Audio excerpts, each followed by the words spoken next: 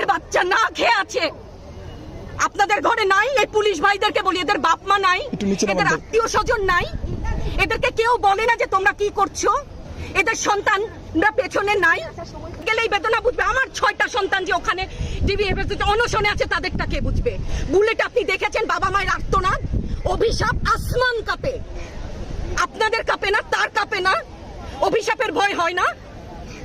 বুকগুলা ঝাঁঝরা হয়ে গেছে আমার সন্তানদের। রাবার বুলেট বলবেন, কি বলবেন? এগুলো অস্ত্রের মুখে দাঁড়িয়ে আছে। আমাদের পয়সায় কেনা বুলেটে আমাদের সন্তানদের আপনারা বুলেট ছুটছেন। আর কত, আর কত?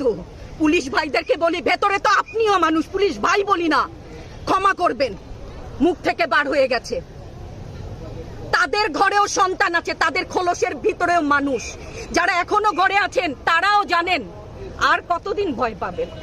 ভয়েই থাকেন। একটা মারবেন 10টা আসবো, 10টা মারবেন লক্ষ আসবো। সারা দেশের মানুষ, মা বাপ সব একসাথে দাঁড়াবো। ওরা আমাদের কাছে পাঠিয়েছিল ওদের সন্তানকে মানুষ করার জন্য, আমাদের কাছে শিক্ষকদের কাছে পাঠিয়েছিল। কি জবাব দিব?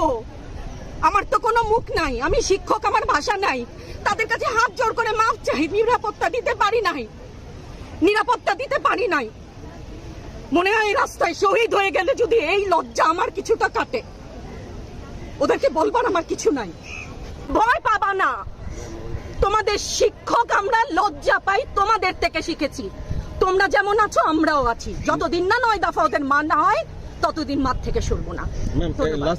নিরাপদ না তো? আপনি নিরাপদ? সংবাদ কর্মী আপনি কি আত্মসম্মান বিসর্জন দিয়ে বিভিন্ন নিউজ, লেবুর বাম্পার ফলন নিউজ করতে হচ্ছে না? আপনারও লজ্জা লাগছে না? আত্মীয় স্বজনের কাছে মুখ দেখাতে পারছেন না তো? আপনার হয়ে আমি লড়ছি, আমাকে সহায়তা করেন। Thank you.